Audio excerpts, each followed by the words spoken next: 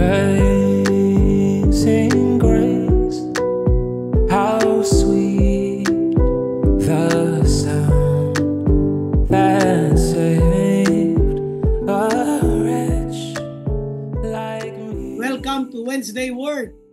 So yung mga kapatid natin na nandiyan, yung iba ay hindi ko alam kung okay ba kayo dyan. I hope na yung epekto nitong baha at bagyo ay nag-subside na rin sa lugar ninyo. Meron akong mga napansin na kakaibang karanasan ng mga alagad na gusto kong i-share sa inyo na iba't ibang karanasan na nangyari sa kanila sa loob ng bangka. Ganon din naman sa buhay ng Kristiyano, iba't ibang karanasan sa loob ng bahay-sambahan. So, kung meron kayong Bible, actually, ang pag-uusapan natin dito ay tatlong senaryo. Ang title talaga natin dito, Kwentong Bangka, tapos colon, Faith Reveal. Faith Reveal, ibig sabihin, masusukat ang iyong pananampalataya dahil sa mga kwentong bangka. Ulit ha? Masusukat ang iyong pananampalataya dahil sa mga kwentong bangka. Ito yung pag-usapan natin ngayong gabi. Isang senaryo dyan, yung Mark chapter 4, kwentong bangka. Ganda ng usapan natin ha. Kwentong bangka. Bakit? Kasi itong mga nakakalipas na mga nakaraang pagbagyo at mga pagbaha, lagi laman ng mga television natin, yung mga balita ng mga lumubog na mga bangka. Ngayon nga, yung pinag-uusapan na yung mga lumubog na mga vessels because of the oil spill. Di ba? Puro paglubog. Sige, pag-usapan natin yung paglubog. Sige nga, ano ba talaga ang ipinakikita ng pananampalatayang lumulubog? Ano ba talaga pinakikita nito sa buhay ng Kristiyano? Halimbawa, sinasabi natin na tayo nananampalataya kay Lord, tapos biglang dadating mabigat na pagsubok, mabigat na problema. Ano nga ba talaga ang nihahatid nito? Naalala ko nung isang araw, mga 2 days ago, doon sa GC ng mga deacons, ay may isinento si Ate Cecil. Sabi niya, why bothered with raindrops when you survived with storms? Ganda no? Sabi ko, wow. Bakit kailangan kang mabalisa sa mga patak ng ulan samantalang kinaya mo nga yung mga bagyo ng buhay? So, nakapag-iisip.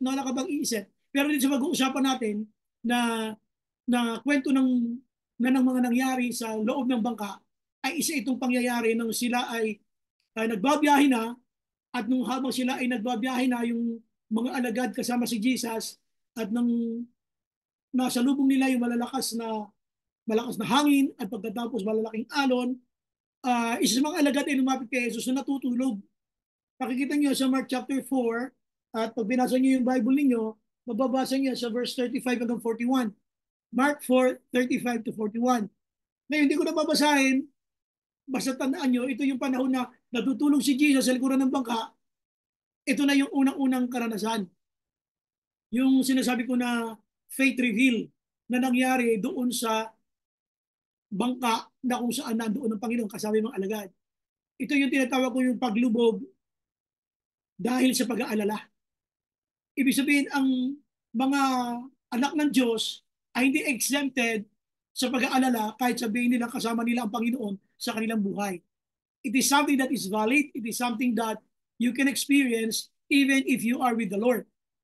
Kaya nga lang, patitibayin ka nito yung kakayanan ng isip mong alalahanin ang iyong mga karanasan na, teka, marami na akong karanasan sa Panginoon. Nalagay ako sa ganitong mga sitwasyon, pero ang Panginoon ay hindi naman ako pinabayaan. Ito yung kwentong bangka na nangyari sa loob ng bangka kasama ang mga alagad at si Jesus. Ito yung tatawag kong paglubog dahil sa pag-aalala. Kumusta ka? Kasi sabi nila dito, Lord, don't you care that we drown?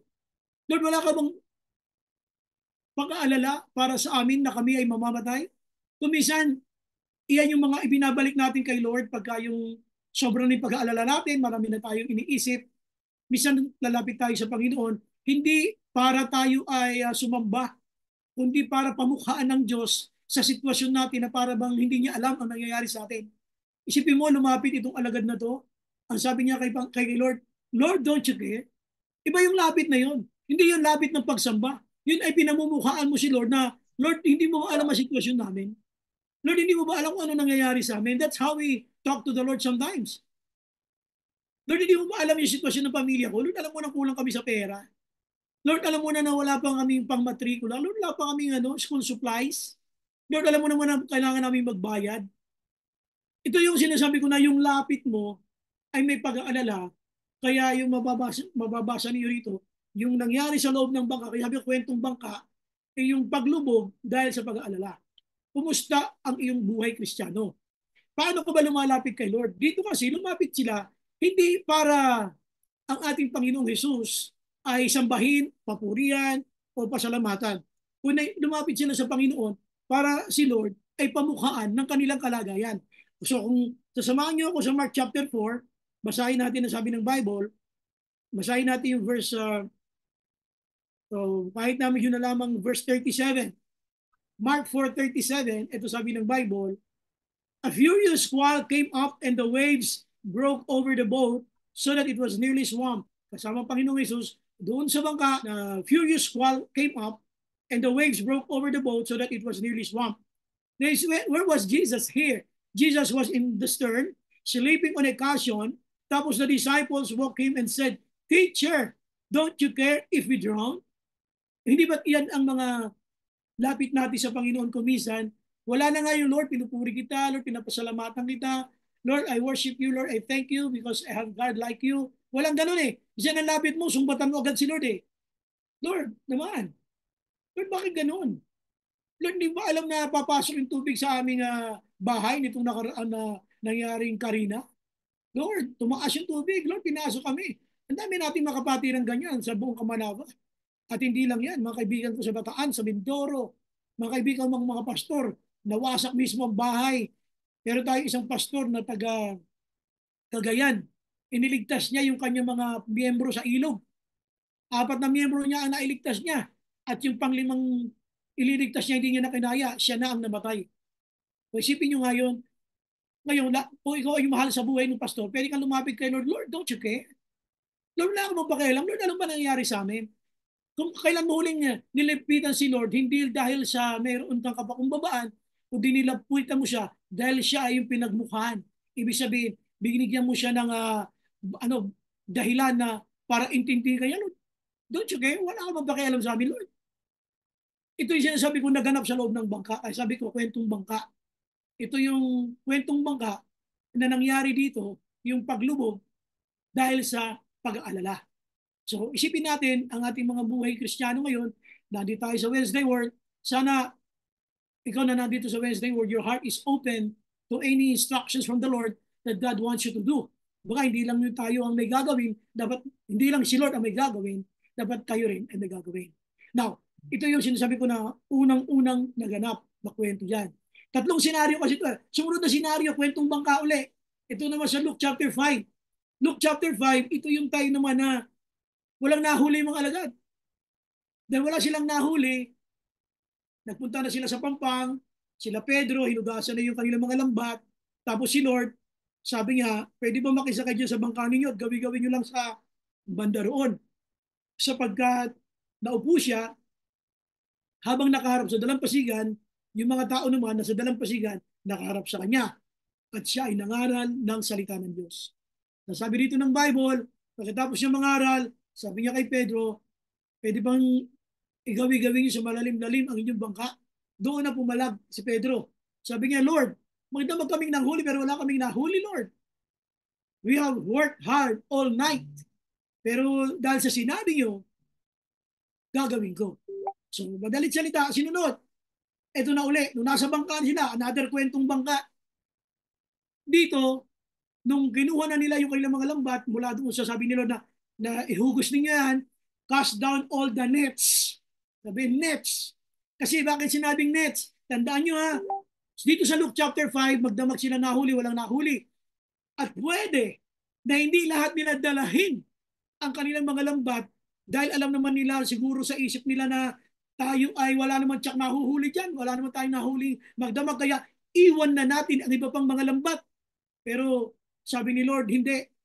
Cast down all the nets. Huwag kayong magtitira. Huwag kayong mag-iiwan dyan. At anong ginawa nyo? Okay Lord, sige po, kahit magdamag wala kaming nahuli. Sige po, dahil sinabi nyo, gagawin ko. Ano nangyari dito? Sila ba ay nakaranas ng himala? Meron.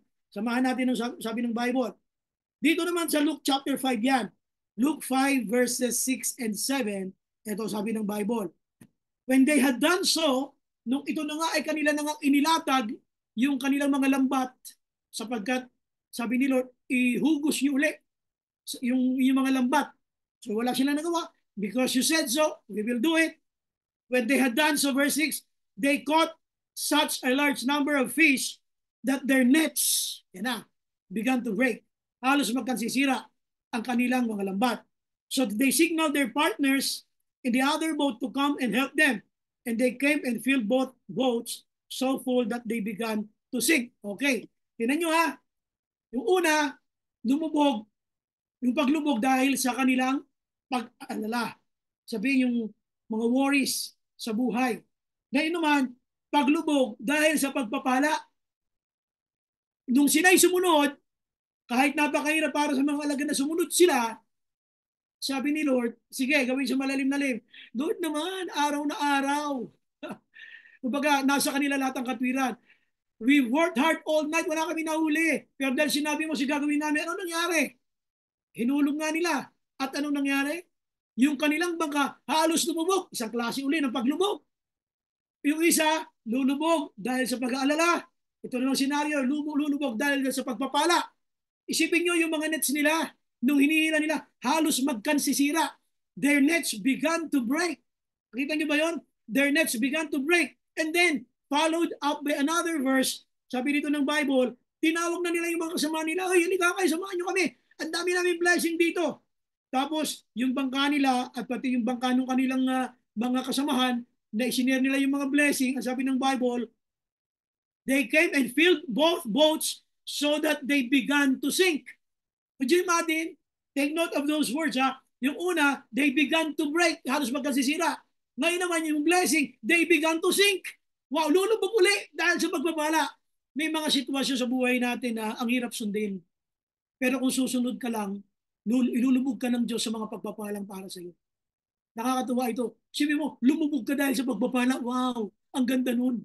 Sabi mo, yung blessing na dapat ay naranasan mo nung una pa, hindi mo maranasan kasi complain ka ng complain eh. Ang tingin mo mahirap eh. Eh kasi nga meron kang reasoning. May human reasoning ka na hindi mo alam na yung pangangatwiran mo ay taliwas sa isipan ng Diyos. Hindi naman ikaw may-ari ng dagat, hindi naman ikaw nagmamay-ari ng mga isda. Bakit pinoproblema mo kung may papasok dyan o wala? Eh, sabi ng Bible, siyempre, ang Diyos ng kalupaan ay siya din ang Diyos ng karagatan. Ngayon, sabi ni Lord, mga isda, pasok! Yan sabi ko eh. So ano nangyari ngayon? Their nets began to break.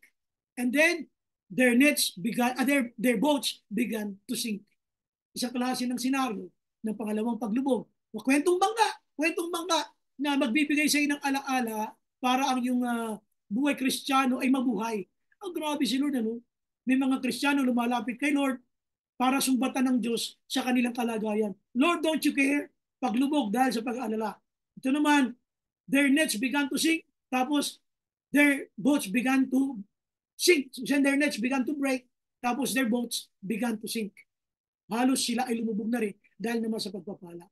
Ang hirap gawin nun, ano? Minsan yung utak mo ayaw sumunod kasi meron ka sarili pangangatwiran. Yung isip natin ayaw sumunod kasi meron tayo sariling reasoning. Napaka-excellent pa naman natin. Ang galing pa naman natin mag-analyze kasi hangang-hanga ka sa sarili mo. Ang alam mo, marunong ka kasi. Ang sabi ng karanasan mo, you're good. Sabi ng iyong mga grades, you're bright. Kaya pati yung faith mo, dinadaan mo sa intelligence, hindi ubra. Itabi mo yung intelligence mo, lahat ng karunungan meron ka, itabi mo yan. Pagdating sa spiritual, only faith is the foundation to receive miracles. Yun lang ang pundasyon natin. Pangatlo ulit. Pangatlo naman pangatlong senaryo ng kwentong bangka. Ito naman yung Matthew 14. Ito naman yung lumakad si Jesus sa ibabaw ng tubig. Tapos, nung siya ay nakita ng mga alagad ng mga papaumaga na, Lord, kung ikaw po yan, maparianin mo kami, maparianin mo ako. Sabi ni Pedro, sabi ni Lord, halika. At nakalakad na si Pedro. Alam natin kwento, nakalakad si Pedro. At nung nakalakad na si Pedro, sabi ng Bible, pati siya nakalakad nga talaga sa tubig. Pero nung mapansin niya, malakas na hangin at malakas na alon, tsaka yung dampi sa katawan, yung feelings, yung tama ng tubig, yung feelings na tama na malalakas na hangin. Kung minsan, yun ang nagiging dahilan para lumubog. Ito yung pangatlo, ang iyong pananampalataya. Dahil nung siya ay lumubog na, ang sabi ng Bible, Lord, sabi niya, sagipin niyo po ako. At sabi ng Bible, agad sinagip ni Jesus, agad inabot ni Jesus ang kanyang kamay. So, bakit inabot? Kasi papalubog na siya. Ito naman yung palubog dahil sa pananampalataya. Alam niyo, bakit lumubog si Pedro? Dahil sa feelings. Kapag laging nasusunod ang feelings mo, hindi masusunod ang mga plano ng Diyos sa buhay mo. Bakit? Ano yung feelings? Ang feelings niya, na-feel niya yung malakas na hangin. Nasa gitna ng karagatan. Na-feel niya yung malakas na tama ng tubig, ng alon. Feelings pa rin. When feelings is dominant, you cannot fully serve God and you cannot fully trust God. Dahil aandar ang analysis muli. Lulubog ako dito sa sitwasyon na to. And what you think you become. Kung anong iniisip mo, magiging ganun ka. Sino may sabi niya? Si Gautama Buddha. Sabi niya, what you think you become. But sinabi rin ng Proverbs yan, na anuman ang tingin, anuman ang iyong angkinin ay mangyayari sa iyo. Sinabi din niya, mag-isa prayer. So, ang punto ko ganito, yung pangatlong senaryo sa buhay ng Kristiyano. Puro kwentong bangka. Parang isa-isang pangyayari na may katotohanan sa buhay ng Kristiyano. Kung ilalagay natin sa buhay natin to, kwentong simbahan na lahat naganap sa iyo sa loob ng church. Una, uulitin ko, paglubog dahil doon sa pag-aalala. Pangalawa, paglubog dahil doon sa pagpapala. At pangatlo, paglubog dahil sa pananampalataya. Minsan ka nang nakakita ng himala ng Diyos.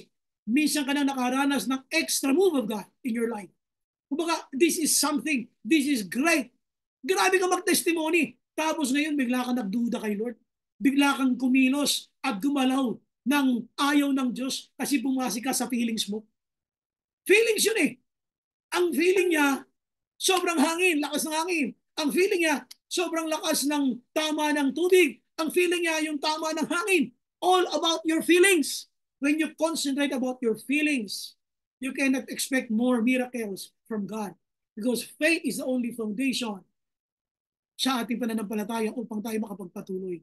So dito tandaan ninyo, lahat ito ay nangyari sa mga panahon na sila'y nasa bangka. Kumusta ka? Ngayon sa Wednesday word na ito, how are you? Ano nagpapalubog sa iyo ngayon? Yung pananampalataya mo? Pag-aalala mo? O yung pagpapala mo? Ano nagpapalubog sa iyo? You ask yourself. Ano ang nagpapalubog sa iyo? So, bigyan natin ng conclusion na mensahe ito ngayong gabi. So, if you have your Bibles, babasahin po natin ang sabi ng Bible. Ito po yung aking conclusion. Isang verse sa Bible. If you have your Bible sa Book of Proverbs, samahan po ninyo ako sa Book of Proverbs. Sa Book of Proverbs chapter 29.